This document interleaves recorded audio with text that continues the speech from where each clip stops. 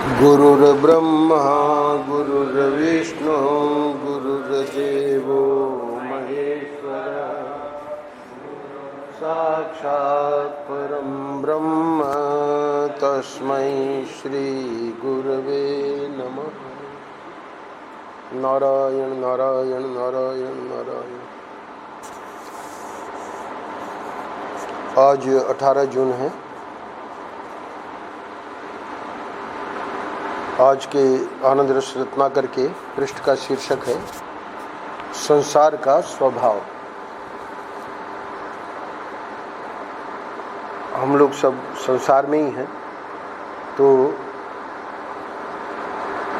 संसार के ये जो प्राणी हैं, ये जो हमारा संसार में जो व्यवहार है, तो वो व्यवहार हमारा सफल कब होगा?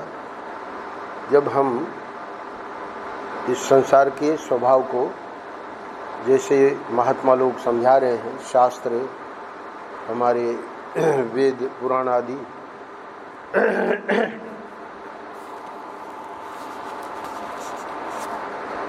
उसके अनुसार संसार के स्वभाव को अगर हम समझ लेंगे, अपने मन से नहीं। मन का तो एक ही काम है, हमारे मन के अनुकूल वो सब ठीक, हमारे मन के प्रतिकूल वो सब गलत। तो उसमें तो सिर्फ राग द्वेष बने रहेंगे। वो हमारी अध्यात्म यात्रा के लिए वो जो मनोमुखी हमारा जीवन है, वो किसी काम का नहीं। शास्त्र और संत जो बताते हैं संसार के बारे में, ईश्वर के बारे में, जीव के बारे में, उसको समझना है। और समझ के शास्त्र ये नहीं कहते कि हम कह रहे हैं इसलिए इसको मानो। अन्य धर्मों में ऐसा भी है, पर सनातन धर्म में हमको पूरी छूट है। हम प्रश्न कर सकते हैं, भाई हमारा अनुभव तो ऐसा है, आप ऐसा कहते हैं, तो इसको आप समझाइए। तो संत समझावेंगे। अब ये 15 दिनों से जो चल रहा है, तो यही समझाया जा रहा है जगत क्या है, जीव क्या है और ईश्वर क्या है। कल इस प्रसंग को भगवान ने मानो विराम दिया, पर भगवान ये भी जानते हैं कि इतना जल्दी हमारे चित्त में ये बातें ठहरेंगी नहीं। संक्षेप में अगर बता दिया जाए, ऐसे तो कहें तो 700 श्लोकों में जो भी भगवान के गीता के श्लोक हैं, उपदेश के श्लोक, क्योंकि उसमें अर्जुन के भी हैं, संजय के भी हैं, धृतराष्ट्र के भी हैं, जो भगवान के उपदेश के श्लोक हैं, उनकी भी संख्या गिनी जाए तो उनमें ये जो 15 श्लोक हमने किए 3 जून से कल तक, यानी 15 दिनों में, यद्यपि जो 14वां और 15वां श्लोक है उसकी व्याख्या यहाँ नहीं ली गई, पर कल उनका भी पाठ करके हिंदी का अनुवाद और परम पूज्य महाराज ने कहाँ लिया है संकेत में, वो भी बता दिया गया। अब भगवान क्या करने जा रहे हैं? ये जो अंतिम 5 श्लोक हैं पुरुषोत्तम योग के, तो उसमें आप देखेंगे कि 16, 17, 18 इन 3 श्लोकों में वही जितना 15 श्लोकों में और वही जितना पूरे गीता के उपदेश में बातें कही हैं, उसको 3 श्लोकों में संक्षेप में यहाँ रखने जा रहे हैं। तो आज, कल और परसों श्लोक का थोड़ा सा संकेत कल के पृष्ठ में है।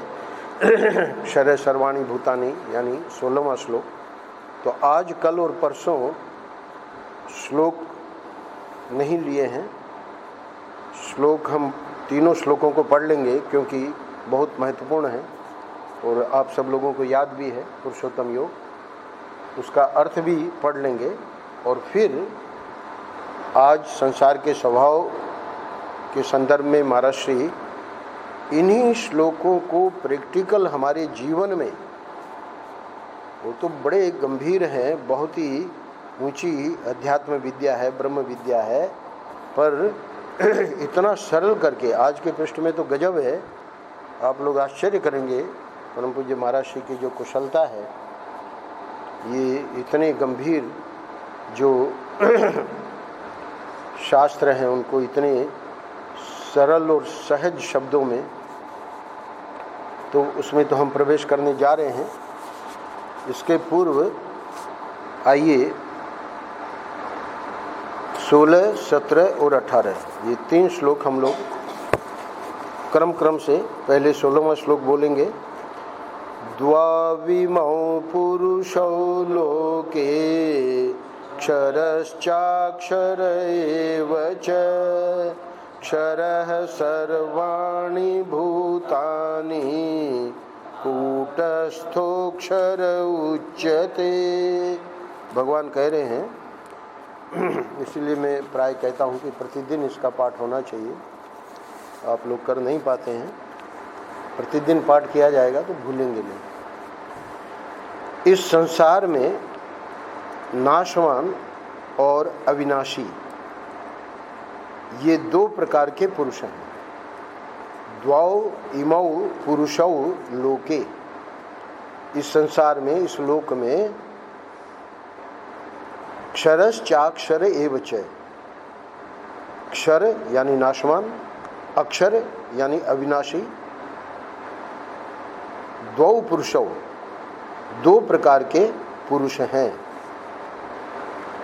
नीचे टिप्पणी है, सर्व वेदों का तात्पर्य परमेश्वर को जानने का है, इसलिए सब वेदों द्वारा जानने के योग्य एक परमेश्वर ही है।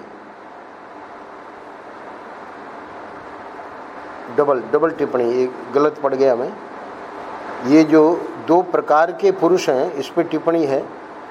गीता अध्याय 7 श्लोक 4-5 में जो अपरा और परा प्रकृति के नाम से कहे गए हैं, और 13वें अध्याय श्लोकों की संख्या दी है, उसमें क्षेत्र और क्षेत्रज्ञ के नाम से कहे गए हैं, उन्हीं दोनों का यहाँ क्षर और अक्षर नाम से वर्णन किया। यानी जो विद्वान लोग हैं वो लोग जानते हैं कि भगवान 7वें अध्याय में भी ये संकेत कर ही आए हैं, एक अपरा प्रकृति है, एक परा प्रकृति है। 7वां अध्याय यहाँ सुरेंद्र भाई के साथ किया था। तो अपरा प्रकृति जो है वो क्षर है, यानी वहाँ तो भगवान भाष्यकार ने बड़े गजब के शब्द प्रयोग किए हैं। अशुद्धा, निकृष्टा, बंधनात्मिका, अनर्थकरी, 4 विशेषण दिए। अपरा प्रकृति जो क्षर वाली है, क्योंकि इसी में हम लोग फंसे हुए हैं। नाम रूप जो है ये है माया के, हम इसको सत्य मान के और उसको पकड़ना चाह रहे हैं। वो चाहे हमारा शरीर का अपना नाम रूप हो, चाहे संसार का हो। ये माया का जो है, तो इसी को बार बार सत्संग में सुनाया जाएगा। सत्संग का अर्थ ही यही है कि जो हमेशा रहे उसका संग, विनाशी का संग, नाम रूप असत है, तो असत संग ही हमारा हो रहा है। सत्संग तो 24 घंटे में देखें तो नाम मात्र है, और वहाँ पर भी बैठते जरूर हैं, पर वो जो है मन वो अन्यत्र ही रहता है। तो इसलिए ये कोई हंसी खेल नहीं है। यहाँ पर कहा ये जा रहा है कि अपरा प्रकृति जो है, जिसमें हम रचे पचे हैं, 4 विशेषण भगवान भाष्यकार को क्यों देने पड़े, उसी को यहाँ अक्षर कह रहे हैं। टिप्पणी में गीता प्रेस वालों ने टिप्पणी इसलिए दे दी कि ये 15वां अध्याय चल रहा है, 7वां अध्याय कराए, 13वां अध्याय कराए, तो क्या भगवान ने ये 2 पुरुषों का कहीं वर्णन नहीं किया? कर चुके हैं। तो अब यहाँ पर उस अपरा प्रकृति को क्षर कह रहे हैं, जिसके लिए कहा कि अनर्थकरी है, बंधनात्मिका है, अशुद्धा है, निकृष्टा है। तो ये बातें जब ध्यान में रहेंगी तब समझ में आएगा कि ये शास्त्रों की और संतों की बात कितनी सत्य है। अनुभव करते हैं, जिनसे मित्रता की, जिनमें विश्वास किया, जिनको समझा कि भाई है ना ये हमारा साथ देंगे, समय पर उन्होंने ही धोखा दे दिया। अब क्या करो, बता रहे हैं, संत तो पहले से ही समझा रहे हैं, शास्त्र तो चिल्ला चिल्ला कर कह रहे हैं, और हम सुने तब ना। अच्छा, अविनाशी क्या है? बोले दो पुरुष, अभी इतना ही समझ लो। क्यों? क्योंकि उसको विस्तार में भगवान समझा आए। 7वें श्लोक से शुरू किया जीव का वर्णन, और 7, 8, 9, 10 है ना भगवान ने पूरे जीव की यात्रा, वो अक्षर है। क्यों? क्योंकि अब देखिए, स्थूल जो है चोला अपना खोल यहाँ छोड़ दिया और दूसरे शरीर में चला गया, तो मरा कहाँ? जीव ने भगवान को अपना अमर स्वरूप पहले से ही दे रखा है। परम पूज्य महाराज जी कहा करते थे कि इस जीव के लिए ठाकुर जी ने इतनी बढ़िया व्यवस्था की है, 84 लाख ड्रेसेज पहले से ही तैयार कर रखी है कि जो पसंद आवे वो ले लेना। इसको मरने नहीं देते जीव को। ठाकुर जी मरने नहीं, वो मर ही नहीं सकता, क्योंकि उनका स्वरूप है, चेतन है। चेतन कभी मर नहीं सकता। तो उस चेतन को हम जान नहीं रहे हैं। वो जो चेतन हमारा स्वरूप है, उसको न जानकर और फिर से सूक्ष्म शरीर जो कि यात्रा करता है, उसके साथ तादाद में बना लेते हैं। ये शास्त्र कह रहे हैं कि चेतन को जान लो, जो कि असंग है, कूटस्थ है ना। पर वो सब वेदांत के शब्द आ जाएंगे, इसलिए मैं अपने को रोक रहा हूँ। यहाँ पर इतना ही समझना पर्याप्त है कि ये जो अविनाशी है वो हमारा स्वरूप है। जीव में भी ये सूक्ष्म शरीर जुड़ा हुआ है, इसलिए कर्ता भोक्ता, पापी पुण्यात्मा, सुखी दुखी, गमनागमन वाला, परिचिन्न। अब ये सब 5 चीज़ें लगने की ज़रूरत ही नहीं है। अगर इसको शुद्ध रूप से हम अपने को जान लें तो हम ये सूक्ष्म शरीर भी नहीं है। इसी को तो ज्ञानी कहते हैं। महात्मा कौन है? जिसने ये भी जान लिया कि सूक्ष्म शरीर भी मैं नहीं हूँ, यानी इससे तादाद में करके जो मैं जन्म मरण के चक्र में पड़ा हुआ हूँ, उसकी भी क्या ज़रूरत है। तो ये तो बहुत बहादुरी का काम है। परम पूज्य महाराज ने कहा कि हमको एक भी जिज्ञासु नहीं मिला, तो उसकी अभी बात छोड़ देते हैं, वो पुरुषोत्तम में आ जाएगा। अभी तो पहले क्षर और अक्षर को इसमें समझा रहे हैं। क्या कह रहे हैं कि इस संसार में नाशवान और अविनाशी ये 2 प्रकार के पुरुष हैं। टिप्पणी में बता दिया कि पूर्व में भी इसको बता आए हैं भगवान।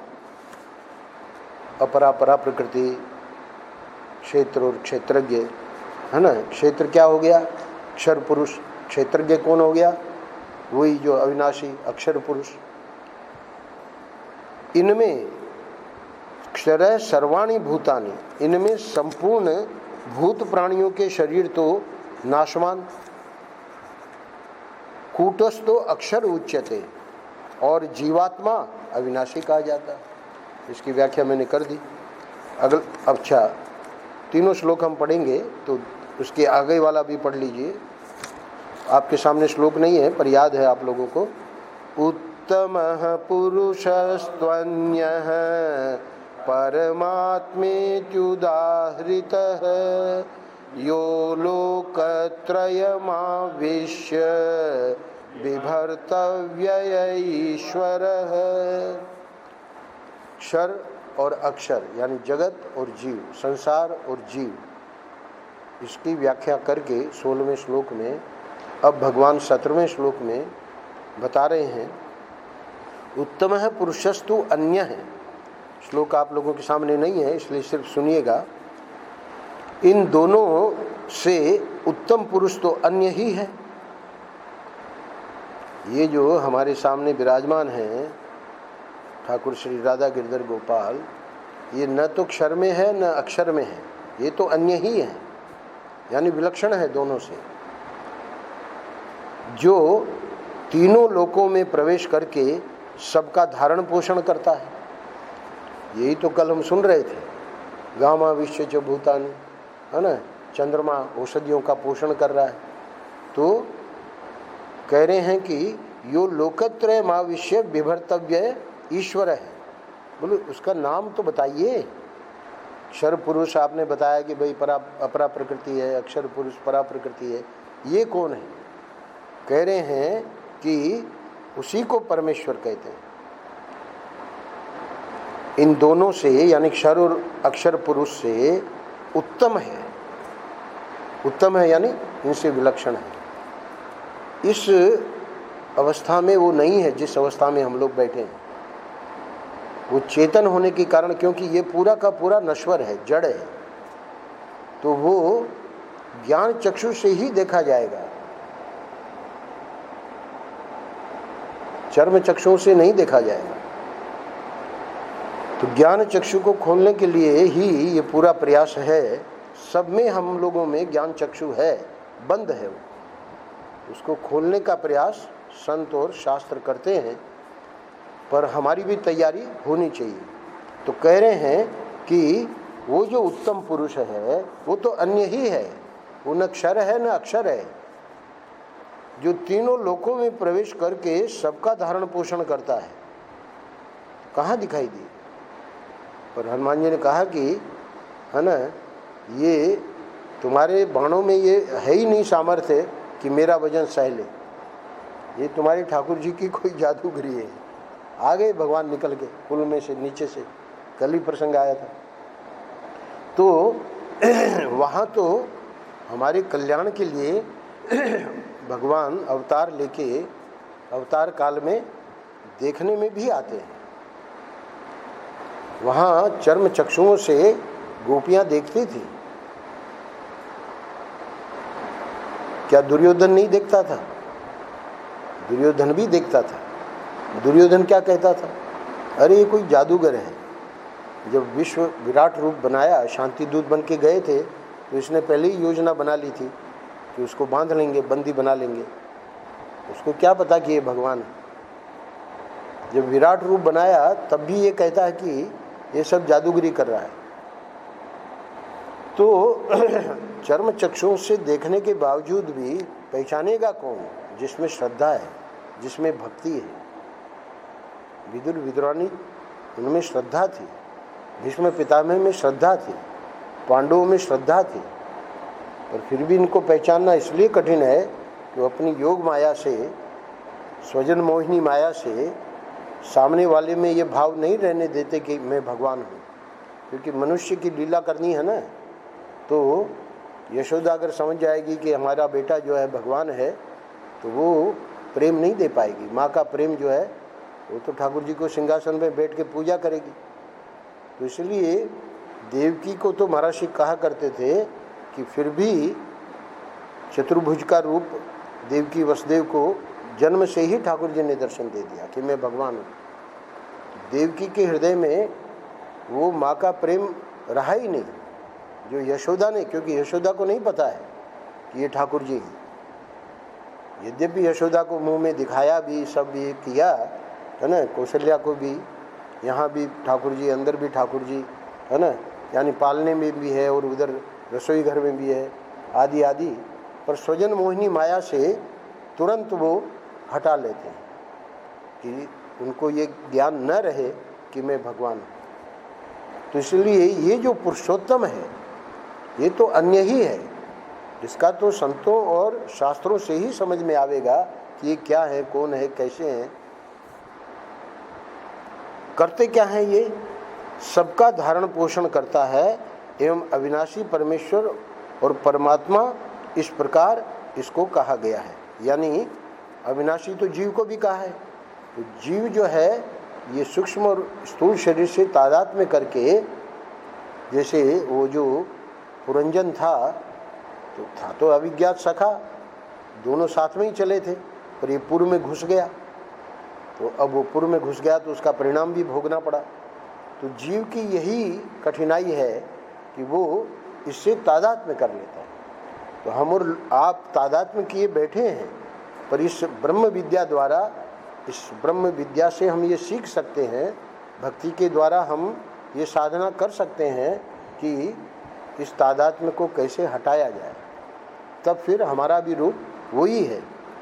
अविनाशी जीव को भी कहा अक्षर, है ना। तो अक्षर अविनाशी जीव भी है और ईश्वर भी है, और ईश्वर में ज्ञान है और जीव अज्ञानी है। तो जब तक ये अज्ञान नहीं मिटेगा तब तक ये जन्म मरण का चक्र नहीं छूटेगा। इसलिए इसको ईश्वर को परमेश्वर परमात्मा कहा गया है। अच्छा, 18वां श्लोक भी कर लीजिए।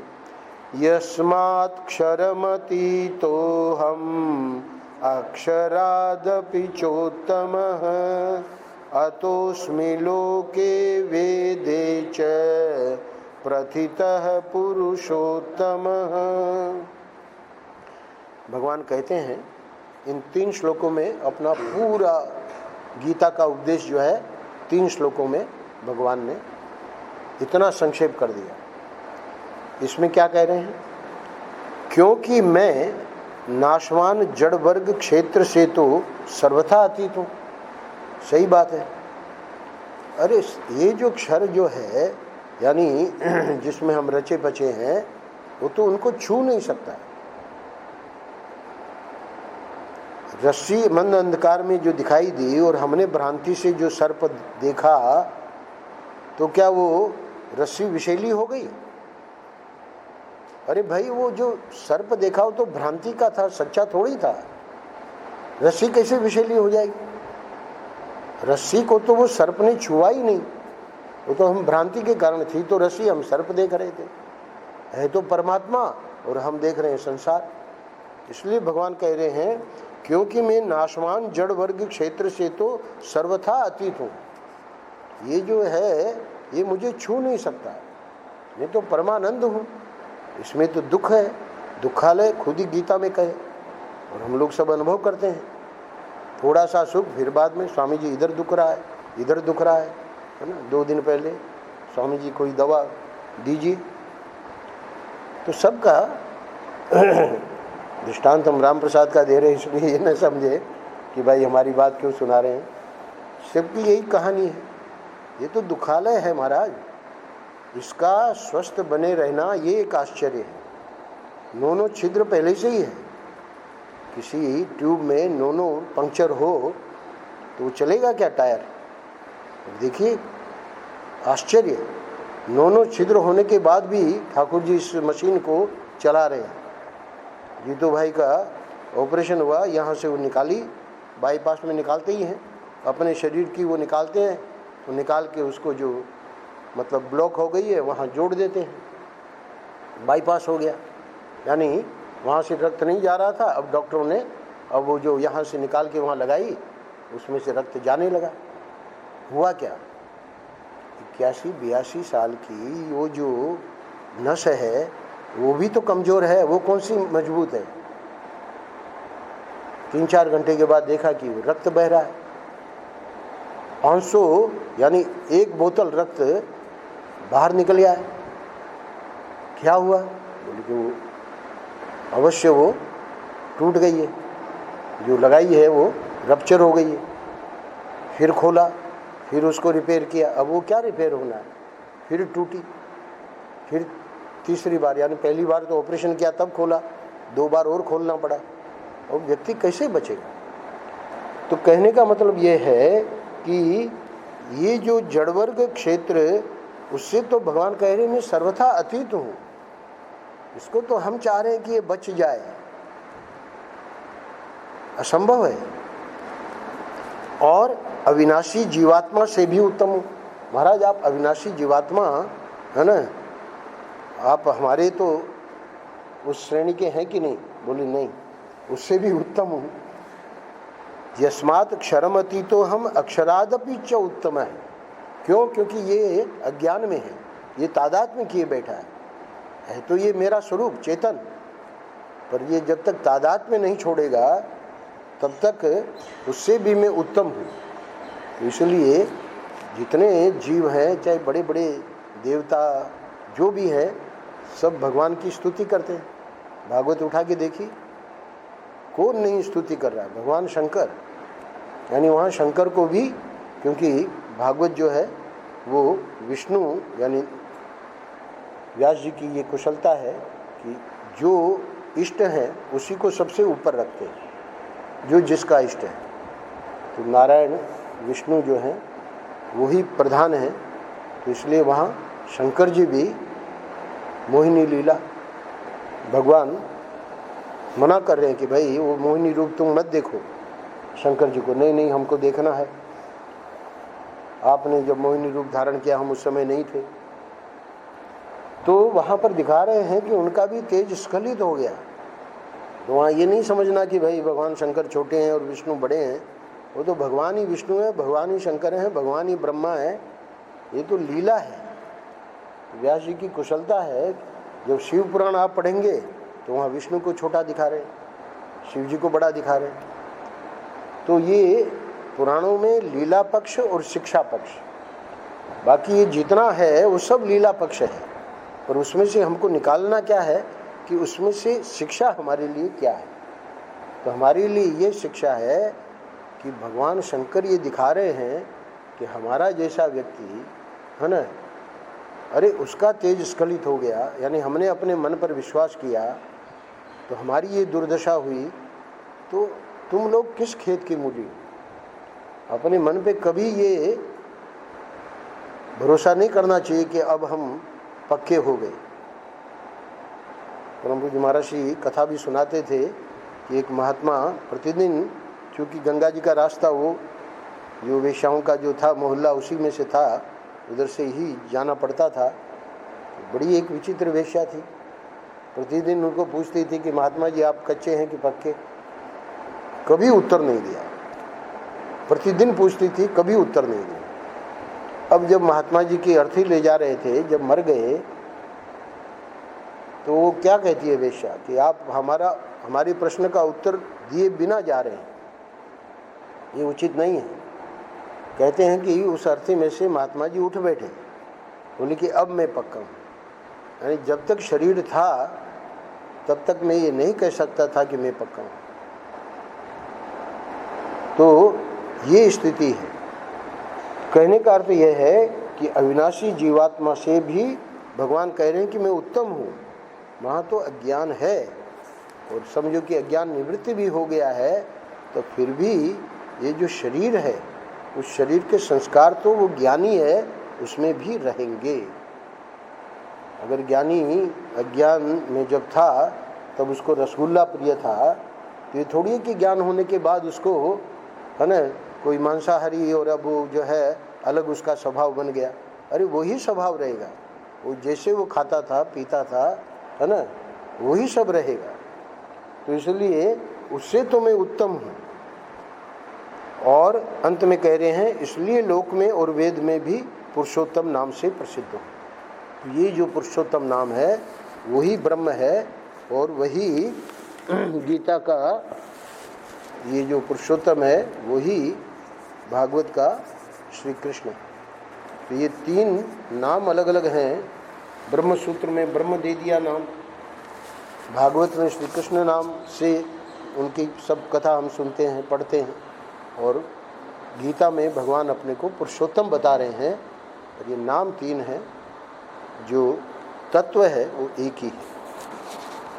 अब ये 3 श्लोकों का भाव महर्षि इतनी अद्भुत कुशलता से यहाँ रखने जा रहे हैं। बहुत सरल है, एक कथा के माध्यम से।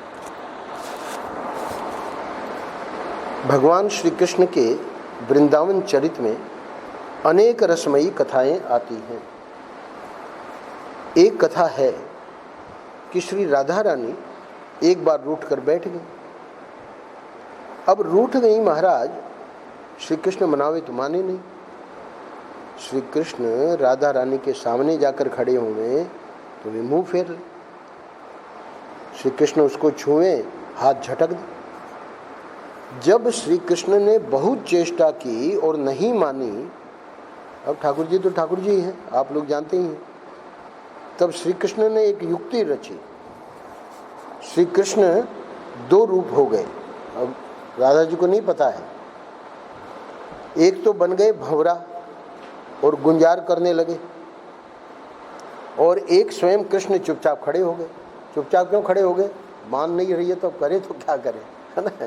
तो राधा जी को भी लगा कि हाँ वो तो इसीलिए तो उनको है ना बार बार उनके कोशिश करने पर भी नहीं मान रही थी। अब जब चुपचाप खड़े हो गए तो अब राधा जी को लगा कि हम जीत गए, पर जीती नहीं। क्यों? अब वह भंवरा उड़ता हुआ राधा रानी की तरफ गया।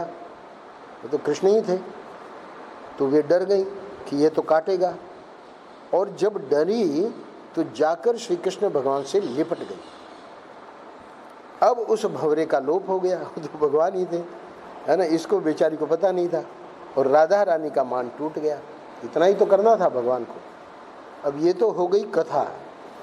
अब इस कथा में से ये जो 3 श्लोक हैं, इसका भाव महाराज यहाँ रखने जा रहे हैं। तो भगवान ही पुरुषोत्तम है। तो भगवान जब पुरुषोत्तम है तो भगवान स्वयं ही ये अक्षर पुरुष बने हैं, भगवान ही अक्षर पुरुष बने हैं। सनातन धर्म की ये विशेषता है कि वो ही बनाने वाला है और वो ही बनने वाला है, उनके सिवाय दूसरा कुछ नहीं है। तो अब स्वयं पुरुषोत्तम है, तो फिर ये विनाशी और ये अविनाशी, ये सुनो, भगवान ही क्षर पुरुष बनकर इस विनाशी जगत के रूप में प्रकट होकर जीवात्मा को डराते हैं। अब ये 3 श्लोक समझने में कितने सरल हो गए। मैंने बताया आप लोगों को, भगवान भाष्यकार ने लिखा है अशुद्धा है, निकृष्टा है, बंधनकरी है और अनर्थकरी है, बंधनात्मिका है। कौन? ये जिस संसार में हम रचे पचे हैं, जिस देह में हम रचे पचे हैं, जिस देह को वो लोग 3 ऑपरेशन करके बचाना चाह रहे थे। अरे वो तो जो जन्मा है वो मरेगा। पहले ऐसा ये सब कुछ नहीं करते थे। जब पता था कि अंतिम समय आ गया, आज से 50, 60, 70, 80 साल पहले, बड़े आदर के साथ 82 साल की उम्र हो गई है ना, जीवन पूरा देख लिया है, भरा पूरा परिवार है, नीचे लिटा देते थे, गोबर से लीप के और नीचे लिटा देते थे, गीता पाठ करते थे। अब दर्द हुआ है, तुरंत ले चलो, ठीक है, सुविधा है, विज्ञान की उन्नति है ना, कम उम्र है, बच जाए अच्छा है, पर बच के भोग न करे, साधन भजन करे, जिसके लिए मनुष्य जन्म मिला है। खैर विषय लंबा हो जाएगा।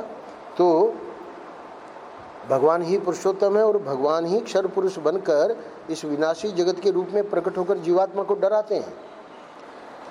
महाराज जी कह रहे हैं कि अगर संसार में दुख न हो, वियोग न हो, दरिद्रता न हो, जड़ता न हो, विनाशिता न हो, तो संसार की ओर से कौन अपना मुंह फेर कर भगवान की ओर देखेगा? कोई नहीं देखेगा। अरे बुद्धिमान व्यक्ति, उसकी बात छोड़ दो, है ना, वो तो हो सकता है जन्मों जन्मों से साधना कर रहा है, इसलिए उसकी ये बुद्धि बनी कि अब ये मनुष्य जन्म मिल गया है, अब ये हमको मौका नहीं खोना है।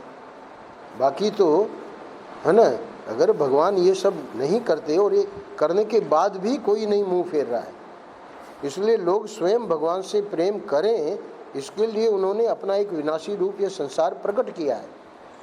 भगवान की योजना देखिए, उधर भंवरा बने तो कम से कम राधा लिपट गई, और हम लोग कितना भी भगवान निकृष्टा और बंधन करी और अनर्थ करी और अशुद्धा।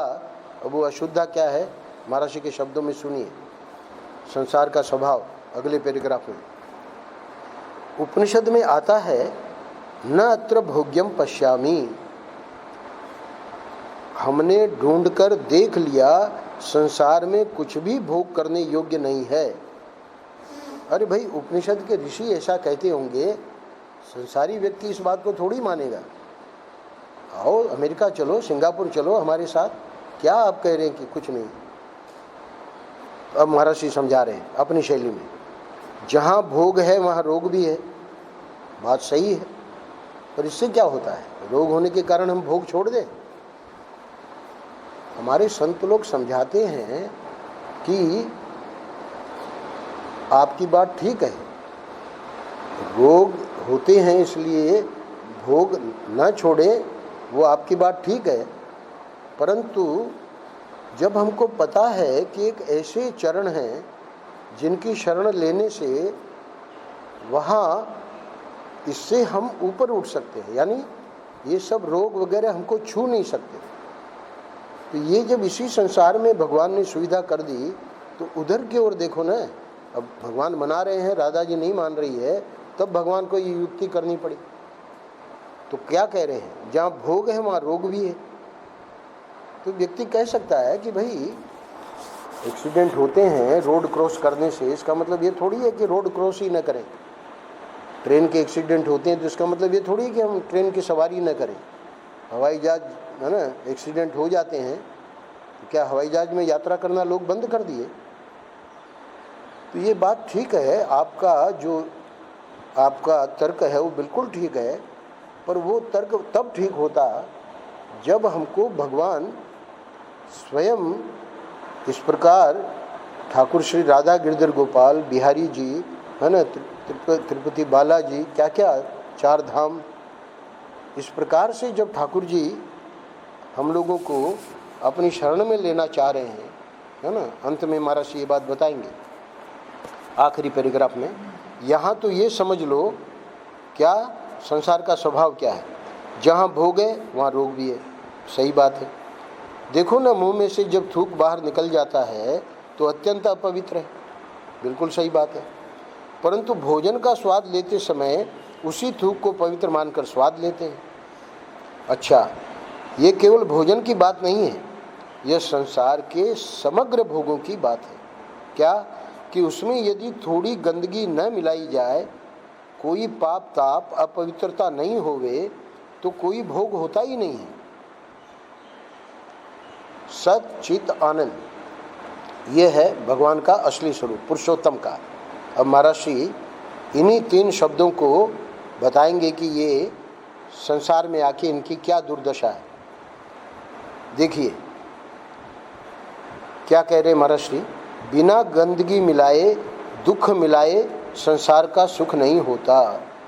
संसार के सुख में दुख मिलाना क्या है, मिला मिलाया है। वो तो ठाकुर जी का ही एकमात्र ऐसा सुख है जिसमें दुख नहीं है।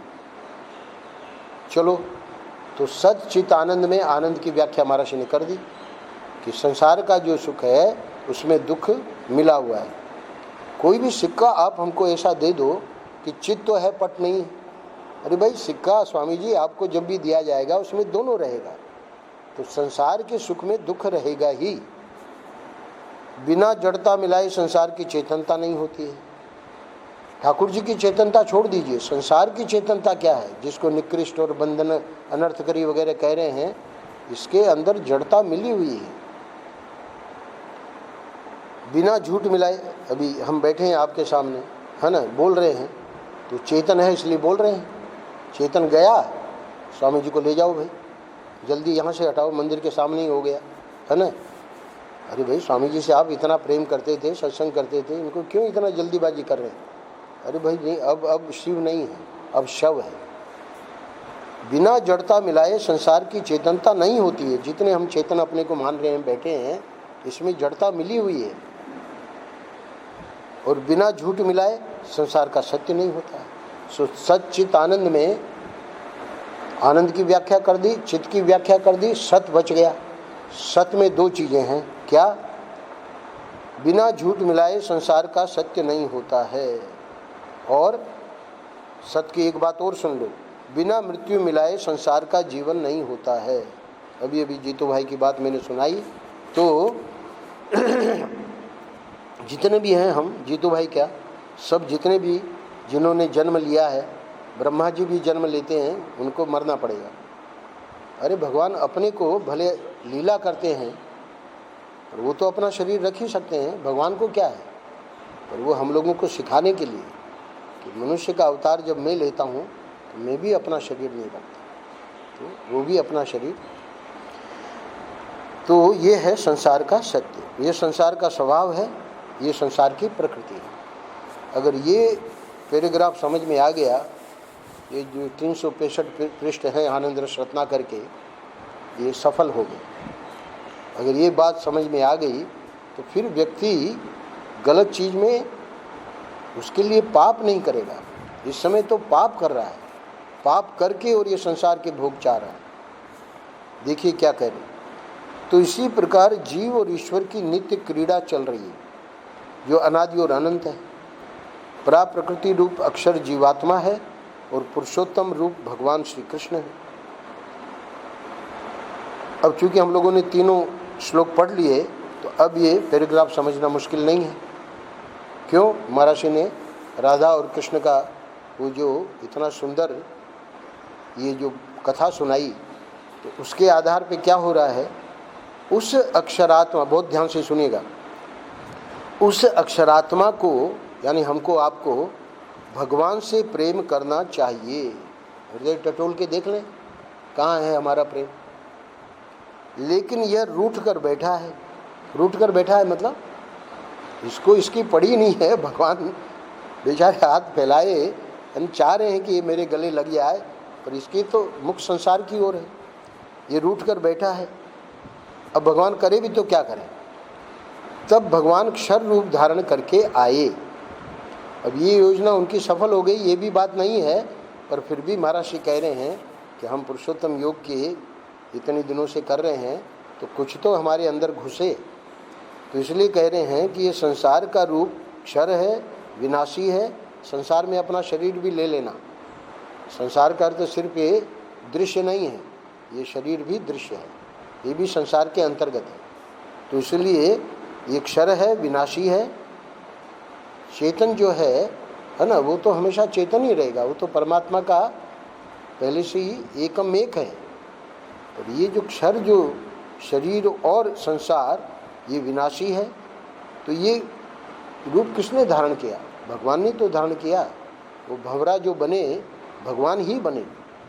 तो भगवान एक क्षर रूप धारण करके क्यों आए? अरे इसकी ज़रूरत क्या थी? अगर ये निकृष्ट है, बंधनात्मिका है, अनर्थकरी है ना, तो काहे हमको ये सब इसमें बवाल में फंसाते हैं? भगवान फंसाते नहीं हैं। यदि किसी की दृष्टि इस संसार रूपी भंवरे की ओर चली जाए, है ना, यानी ये जो संत और शास्त्र समझा रहे हैं, इसको अगर हम समझ लें तो देखेंगे कि यह तो काटने वाला है। बात सच्ची है। पर महर्षि कहा करते थे, सो धक्का खाए तमाशा घुस के देखे। ये तो काटने वाला है। कौन? बुद्धिमान पुरुष इसको समझेगा। ये है ना, हमको सुख नहीं देने वाला है। तो क्या करेगा वो? बस वह तुरंत भगवान श्री कृष्ण से लिपट जाएगा, जैसे मीरा ने किया, है ना। मीरा, बस उसकी माँ ने कह दिया कि मैं, वहाँ भगवान का विग्रह था, उसने पूछा कि हमारी शादी, वहाँ बारात जा रही थी, तो देखा कि ऐसे लड़के लड़की की शादी होती है, वो तो लड़की थी, हमारी शादी किससे करेंगे? माँ को पूछा, बोले इनसे। हो गया। ऐसे महर्षि कह रहे हैं कि ये जो काटने वाला संसार है, देखिए मेरा बाद में अनुभव करती रही, राणा जो देवर था कितना कष्ट दिया उसने।